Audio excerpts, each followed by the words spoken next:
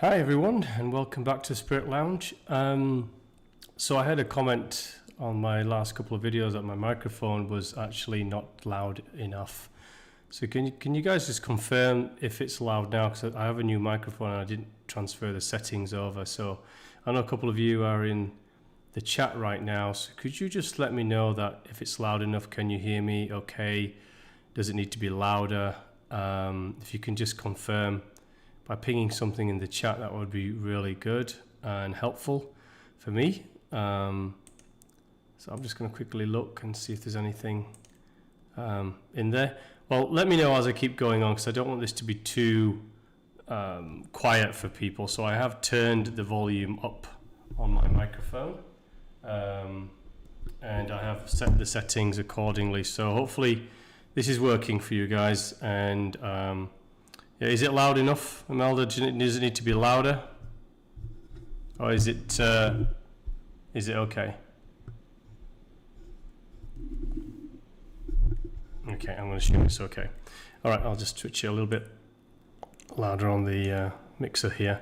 Okay, so today we're going to cover not going to jump straight into the Vedas, although that's going to be the next video. I'm going to kick off the Vedas next. Let me just put the screen back away from me. So I'm going to kick into the Vedas next, and that's going to be our next journey forward. So, a little louder. Okay, I'll do it this way and see if that works. All right. So I'm going to be kicking into the Vedas next, but this is an interlude video, just to go through what's called the body, the soul, and the spirit, because there's a lot of differentiation in a lot of New Age and intellectual discourse into spirituality, the metaphysical, the esoteric. And it's mentioned quite a lot in some of the texts we're going to be going through, particularly in the Upanishads, which we're going to go through. So I'm going to walk through all of the various different theories around how many energy bodies we have and the various spectrums of energy body. And I'm going to compare a few for you and give you perceptions on some of these, and actually comment on, do they even matter in the end? Or are they just purely for intellectual discourse if we want to entertain our minds into those areas? Or does it really matter in the end? So I'm going to jump straight into the presentation now. There you go. So it's going to be called Body, Soul, and Spirit. Okay, so let's go into the body first. So what is the body? Well, from a metaphysical, spiritual, or esoteric, or any perspective, it's really the first identification of humanity to itself. And the issue with humanity is that it identifies only with what it can see in the mirror, the physical touch of what it can feel, what it can sense with the five senses. And the physical body is all that many in society, in fact the mass majority, feel that's all they are. It's the absolute identification of the body which is the first distraction. What does that mean?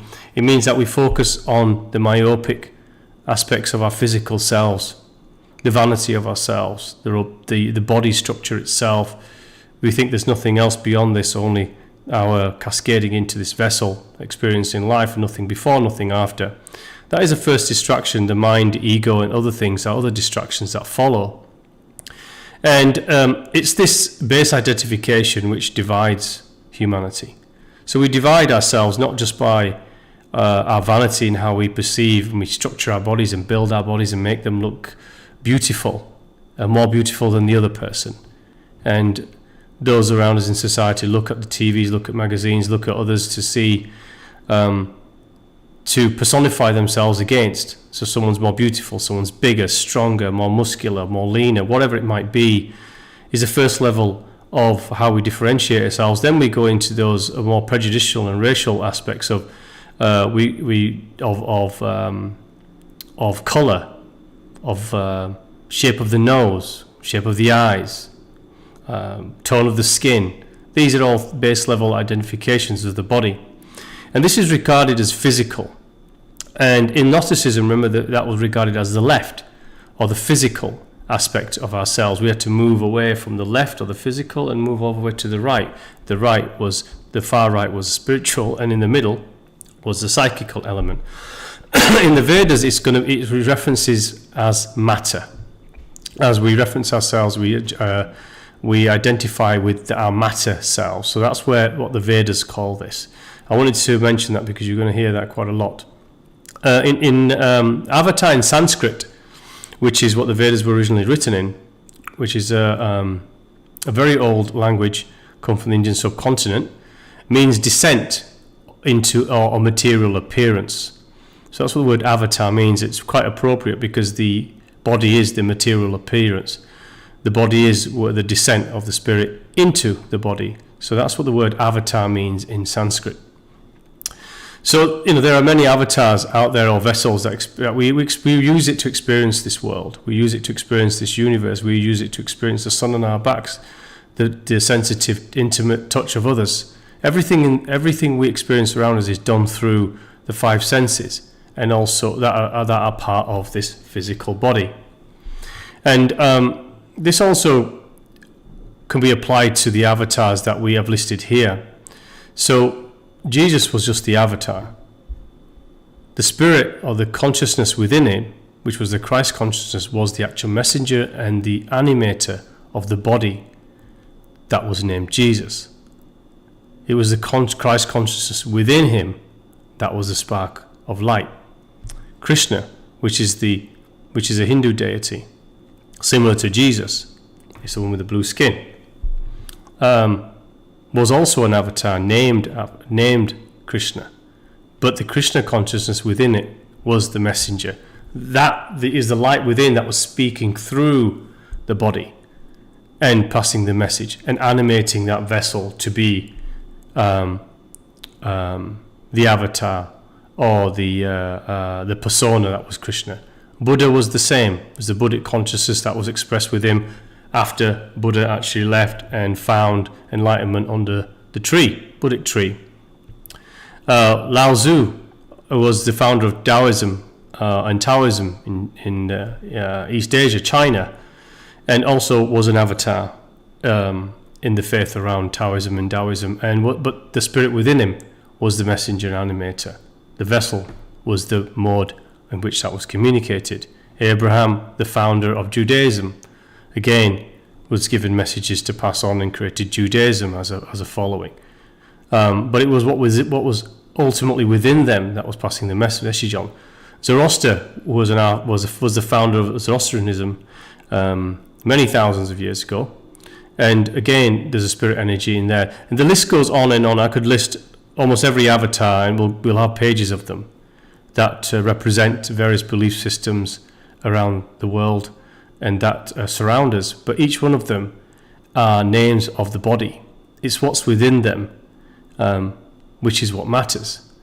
And the avatars are the vessels, the body, the vessel in which they experience this life, in which they traverse their lives and experiences, and in which was the mode through which they passed on their various messages or founded the various faiths which they did.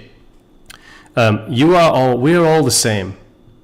Regardless of these avatars here, which we regard as greater than ourselves, many of them are ascended beings, which means they had spirits within them that no longer, many of these, not all, many of these, no longer needed to service human form, needed to incarnate in human form, but came as messengers to remind humanity of what it had lost. So they are ascended beings, therefore they have reached what was called, if we remember, autogenese, which was the release of the cycle of rebirth. Moksha is what that is called in Vedic Hinduism. So we are all on the same journey. We are all within our avatars having the same journey of gnosis to achieve the same state of ascent through gnosis, which is the expansion of knowledge from within ourselves, which is what we call enlightenment. Enlightenment is merely the slow release of knowledge from each of us, from within to without. So this is the body in the first distraction of body. Now, this is what Rudolf Steiner in the nature of man describes as the various energy bodies. So we've gone past the physical body, the physical thing that we're in. Now, many theosophies and philosophies around esoteric philosophies, metaphysical and spiritual philosophies talk about energy bodies. And you can Google energy bodies and you'll find them ranging from 4 to 12 to 7. It just depends on who's looking at it.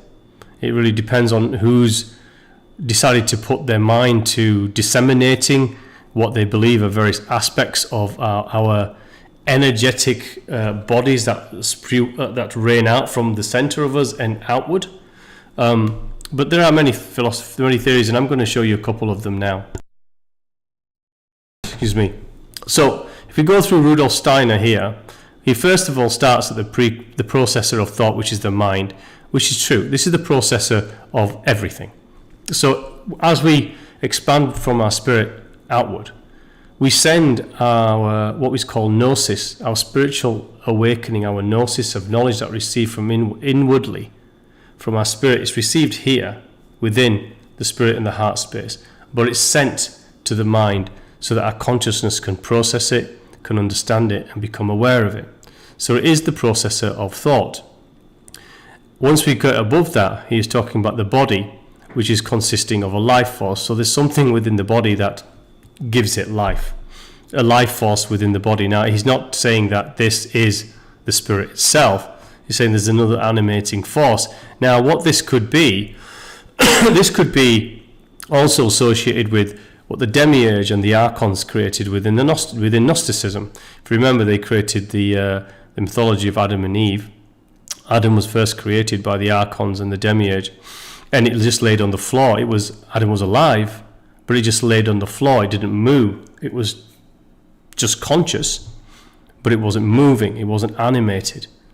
So this could be the life force. This could be the rudimentary base life force that the energy within the body. Remember, everything that we look at is actual energy at the end of the day. That could be regarded as that. Then we go on to looking at the sensory and the ether body. Now, this is what gives life and preserves the physical body during the lifetime and associated with the life body.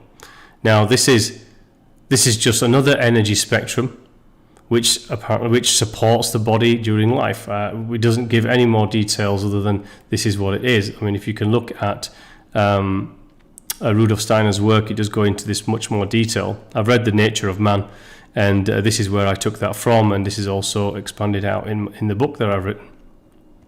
This is then associated with the soul body or the sentient body. Now, this is what receives soul sensations. So what he's saying here is that the triune of these three, the sensory, ether, life force, and the mind, have together, I would say, aspects of what is called soul, or what it could be called individual awareness of self. The body's energetic spectrum, the body's energetic profile, the awareness of self, that one is alive, one is a body, one is a physical being. And this is called the soul body or sentient body. So what sentient means is that you're aware of yourself. You're aware that you're in a body. You're aware that you're thinking thoughts.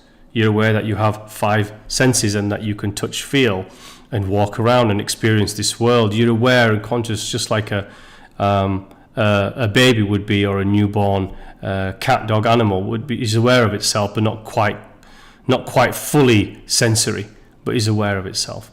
Then it has the sentient soul, and this is when he's saying that from the physical aspects, which are these lower 4, which gives us physical awareness, physical consciousness, physical sentient of our being, he's now talking about a non-physical inner life, which is the sentient soul. So he speaks here of bodies. The 4 below are awareness of the physical.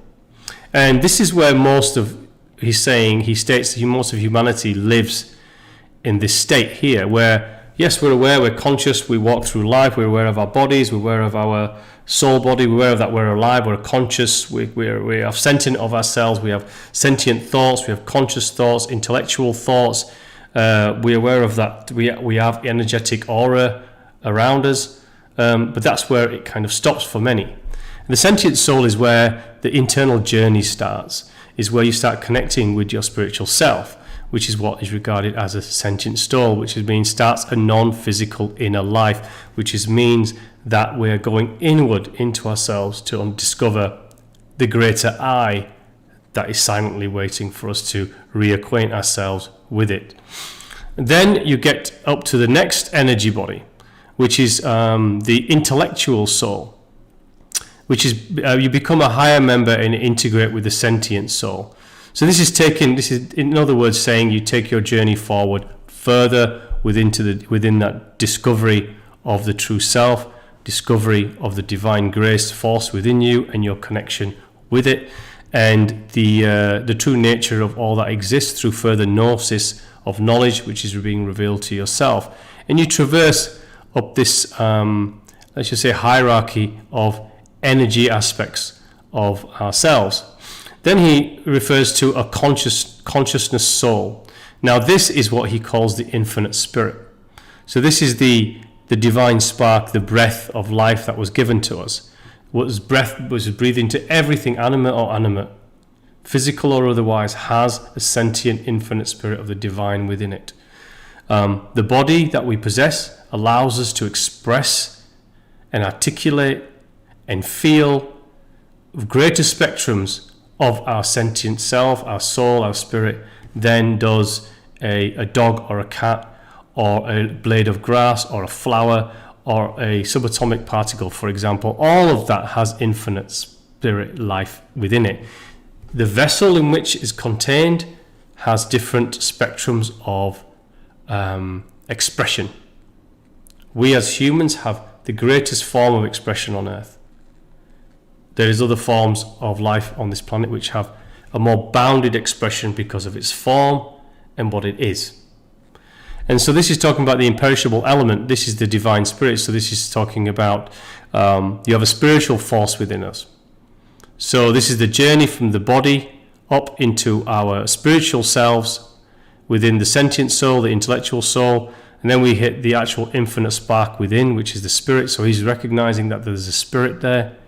And then he's talking about self-existent nature, which is the spiritual soul. He's talking about this as being where we reach the fullest understanding we can possibly have within body of a divine nature. So you can see there's various spectrums of the nature of man, split from the physical body, the many bodies that we can have from the physical side, many soul levels we can have, and then we've got the spiritual level. This again is giving a perception of how humanity have needed to understand something greater than themselves.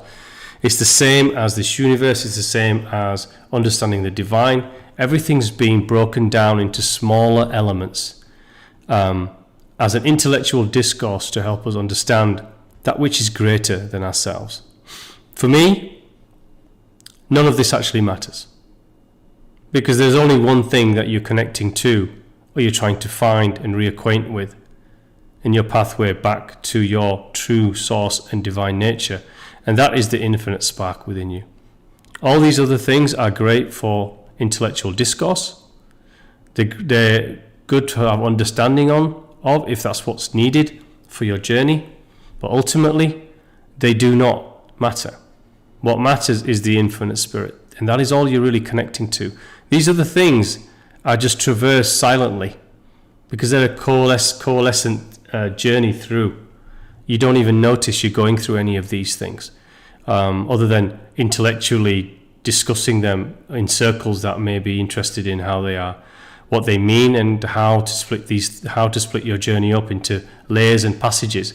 But how can you tell whether you're on any layer or passage from one person to the next? Could have a different definition is also a question, which also sometimes negates why I don't espouse concentrating too much energy and thought into looking at the various energy bodies.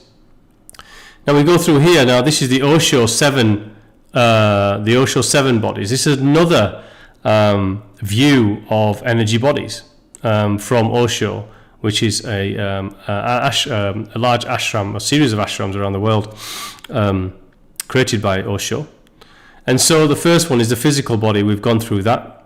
Then the etheric body, and this is the energetic, which is energetic and it's not solid as a physical body. So it's the internal energy. So you've got spectrums here, you've got energy coming out, and it's the etheric body. This is the first layer of any energy spectrum within us. Then you've got the astral body, which is we start going into meditative states, astral travel. We're able to sense other realms, if you like, within the astral body, which is vapor and transparent. Then it talks about the mental body, which is the last of the lower plane of bodies and the one that looks downwards. So it's saying from this point forward, this is looking downwards into the physical realm. The spiritual body upwards is looking upwards into the divine realm. So it's saying that through practice of yoga, meditation, self-discipline, we move into the spiritual body. So this is where the spiritual sojourn actually starts, is when we move away from our mind, move away from just the auric body or the astral body, and then you move into the divine space. And not this could be regarded as a psychical space. Remember, in the Gnosticism had the Oddoad, which was the middle area where the Sophia was. This could be here the left, this could be the middle, and this is the right, the left and the right, the physical, the psychical, and the spiritual plane. So it's saying here that yoga is a practice that moves the self into the fifth spiritual body, which derives focus upwards towards the divine. And the sixth is the cosmic body and the removal of ego into Brahma, which is the all, the universe, the expanse of the multiverse. And the seventh is the nirvanic body, which represents the state of non-being and integration with the all, which we can only do to a certain aspect when we're in body anyway. So again, this is a much simpler view of a very similar approach to looking at what energy bodies may be. You can literally pick and choose whichever resonates with you, or study them, understand them, absorb what they are academically from an intellectual perspective, but ultimately you'll be traversing these silently, all of them, because they coalesce. There is no separation from any of these. These are contiguous blocks of frequency. It's seamless. You'll literally be walking through and traversing these through seamlessly in your own spiritual ascent. You won't know which one you're in because it really doesn't matter. There is no state in which you'll find yourself which can define whether you're in one or another. So as I say, it's a very spiritual discourse. It's just an intellectual spiritual discourse for me rather than anything else. Now this one's an interesting one that I wanted to spend a bit more time in. And this is the 7 cosmic planes or worlds versus the Kabbalah tree of life. So what I've done, this is another one. All these that you're seeing are actually in my book, which I've explained a little bit more in depth than what you're seeing here. But I want to go through this a little bit more detail. So the first plane here, which is down here, so this is the tree of life on this side. This is the Kabbalah tree of life, and these are the 7 planes, which are another Vedic a Vedic interpretation of the planes of existence. And these are the chakra points that you see in the image of the lady there in cross-legged form. So a Yesod and Malkuth are the physical planes within the tree of life, and it's called the physical plane, being the very base layer of ourselves. That's fairly obvious. We're in body. We identify only with the body. We will just stay and remain and experience life, and our perception will be bound to this level only. And then it talks about the second level, which is the astral plane here, which is where your personality, what it says in the Vedic area, is where your personality resides. And it's called Hod in the tree of life. Now, in here it says the second is the astral plane, the emotional and the personality aspects of ourselves. And the third is the mental plane, which is twinned. So this is the mental plane, which is the soul itself, and it's also twinned with Tiferet and Netzach, which is Tiferet actually is the coalescent state of divine love and beauty. It's a state where you are very close to realizing a Christ consciousness aspect of yourself, or starting to emanate this. Nestak is slightly beneath that. Remember, this is a tree, so I've just combined some of these. And this is the mental plane, or the soul layer. And then we move on to the fourth, which is the Buddhic plane, which represents consciousness unity with the soul, and mapped with Gabura on this side. So this is the Buddhic plane, which is the unity of the soul, detachment, and a unified attachment with the I, and detachment with the physical. And the fifth is Atmic plane, which is achieving nirvana on the spiritual plane. So this is the nirvanic plane. This is the Darth or Chesed branches of the tree of life, which is where you've gone through the living divine love and beauty of the emanating Christ consciousness in life, achieving full attachment with the I and detachment with the physical, achieving that nirvanic state, or the Buddhic state, which is associated with Darth and Chesed in the tree of life. And then you also have the seventh state, which is the monadic plane, or the singularity itself, and it's regarded as Bina. And this is the full understanding of all that is.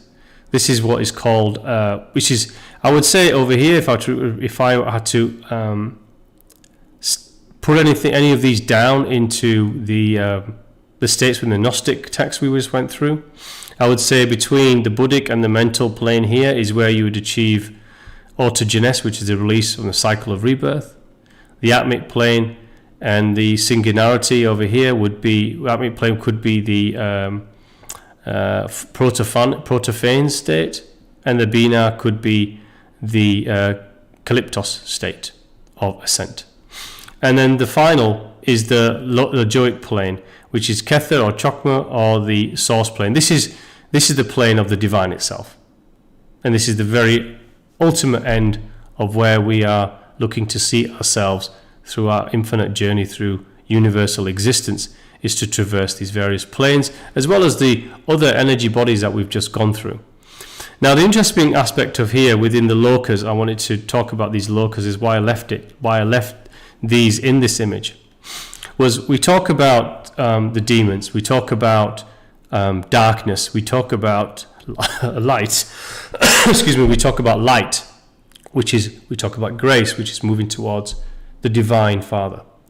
And we talk about negativity or darkness, which is moving away from the divine Father, the lack of empathy, the lack of love, the lack of unity, the lack of not seeing oneself as attached and connected to all of the life.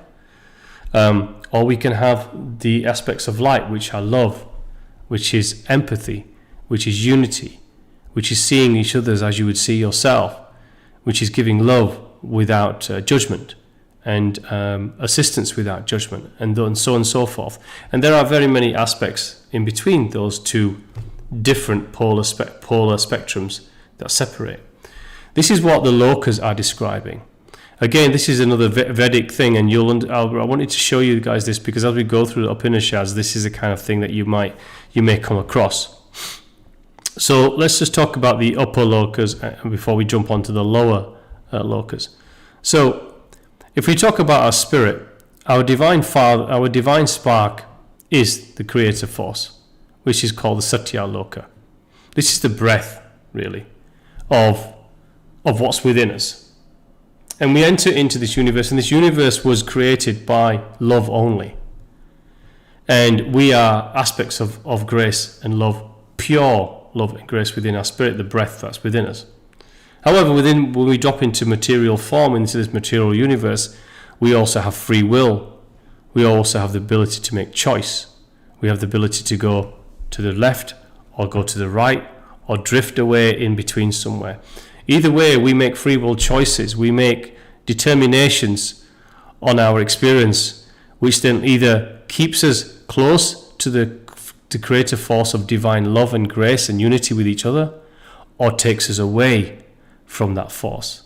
And what the lokas are describing are the various states in which one's consciousness can remove itself from the emanation of the spirit that's within it. The spirit's always divine love and is always in the creator force. It's our expression of ourselves within life that determines how far away we disconnect from it, which is why our journey back is a difficult one, depending where we've put ourselves. So as we move down, we talk about the Tapaloka, which is where we are desire-driven. Then it talks about the Janaloka, which is where we start looking at demigods, false gods. We start then developing other deities within ourselves, or bringing astral forms, darker frequencies from other gods from the astral realm, which is where all things can be created if we wish to give something enough mental force, enough spiritual sacrifice, enough physical sacrifice of all things. All rituals of all manner of things can create whatever we want in this universe from dark matter or the astral plane.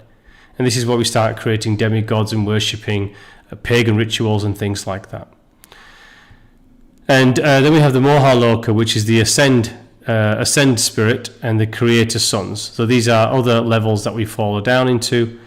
Then we move into the Bhovaloka, which is stars, and the Burloka, which is the worlds. So this is talking about looking at the solar system above, and the earthly plane down here. I'm not too sure what the ascent spirit and the creator sons are, so I won't go into those.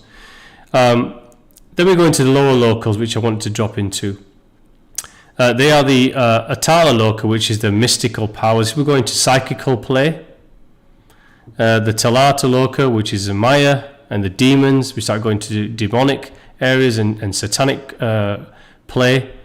Satala Loka, which is the demon king, which again is going into further depths within. This is where we start going into the very opposite spectrum of divine light.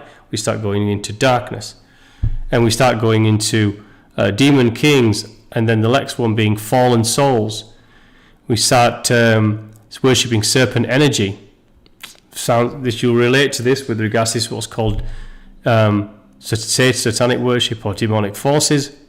This is where man can attach dark spots to its auric energy and be influenced by that. It can conjure up all manner of things from the astral plane if it wishes to, give it enough force. If enough sufficient people give something enough force of will, of thought, of worship, of sacrifice, it can manifest. And this is where this area lives. Then you've got serpents, then you've got the realm of the demons, and then you've got the snake realm at the very below, which is the most, I would say this is what we call living hell on earth, is creating hell within you on earth. So these are the various levels of locals which talk about really what's called a descent. It's our descent. So our manifestation is of love, but do we always keep that? And this is what we need to remember, regardless of what discipline or what passage we take. The lokas kind of describe whether we want to play with these or not. They're very abstract. But he's just talking about our descent. So we can either stay within the upper loka, within the upper spectrum of vibration, or we can drop, depending on our actions, words, thoughts, and intentions that we are accountable for, that we are responsible for, that nothing else in this universe owns apart from us to resolve. And this, again, creates karma. The further we move away from the divine vibration, we create karma, we create duality. What's duality? Duality is an opposing force. It's good and bad. It's positive and negative. Positive and negative only exists if we create lots of negative. And this is how it works. So this is just talking about really the locus, about our descent. So we've got to determine where you may be in this passage. But this talks about divine love or absolute darkness. It goes to two spectrums, which I found quite interesting. Okay, and the next one is the dichotomy of free will, which is expanding upon what we just talked about. And again, this was taken from a book, and I took this from the various states in which we can live within our lives. And you can see the lady here with the chakras, the 7 chakras that we have within us.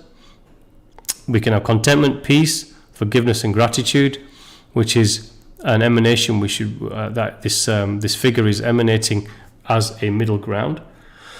Or we can go down again into the lower spectrums, which are very similar to the locus I mentioned, which are, we can go into opposed tendency, which is attachment to our physical body, our egos, our minds, our lustful selves, the image in the mirror, the pedestal we put ourselves on. We can attach to opposing forces and attach to those things that I've just described. We can drop into fear or create fear in others.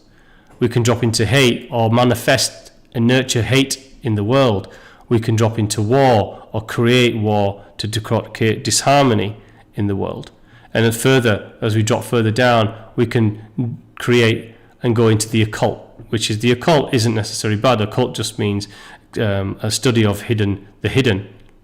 The hidden could be knowledge of divine light, but also can be used for knowledge of dark practices of using the remember, universal forces can be used for love, or it can also be used for non-love. It's a choice of how we wish to express it. And the occult down in this spectrum here is expressing that from a very deep, dark level. And if you are down here, you're going to wish to create all of these things above: war, hate, fear, attachment to the body, attachment to fear, and create tendencies that those in darkness wish you to have. As opposing factors of those are, we can detach to the body and attach to our divine selves. And that creates and stimulates what's called an awakening of ourselves to ourselves, an awakening to an implicit awakening through that passage of how the world works, what the world's truly about, this universe and all that is. We create wisdom through the gnosis and release of knowledge and truth. As we move further, we start emanating love, not fear, not hate, not war. We become sovereign. We understand what sovereignty and free will means, liberty, freedom. And then we move into our graceful selves, and ultimately the source and grace frequency above. So again, this is we all are not perfect. We'll move up and down these spectrums continually, but it depends where your constant passage is. Is it going up through greater frequencies of grace, or is it moving down towards fear? Or are we allowing the world that we live in and the stimuli that the environment we live in pushes into us and wants us to move towards, are we moving towards them? Because if we're moving towards stimuli in this world, it will invariably take you down to fear and hate. Fear of something at the very minimum. Lots of war. So it's incumbent on us to be in control of our frequency and move up into greater vibration, which is what up really means. It's not a hierarchical thing. It's a state of frequency and vibration that we have. So that's a dichotomy of free will, which means it's a challenge, isn't it? Free will is a challenge for us. It can either, we have free will, it's a blessing, but it's also a curse, because our free will determine where we go in these things. Okay, so let's move forward. I'm just going to block this user because abuse is coming through. Okay, and the Taurus. So this is another metaphysical, spiritual view of the spirit, and it's called the Taurus. You'll come across this in New Age. You'll come across this in modern spiritual discourse, and it's called the Taurus. Just depicts effectively our energy, and it flows out. So the Taurus is a limitless and expanding flow of energy all around us. And that is true. We do have an unlimited flow of energy, and that energy is not only the energy body of our physical selves, because the physical self, remember, it's all energy, so it's emanating an aura all the time.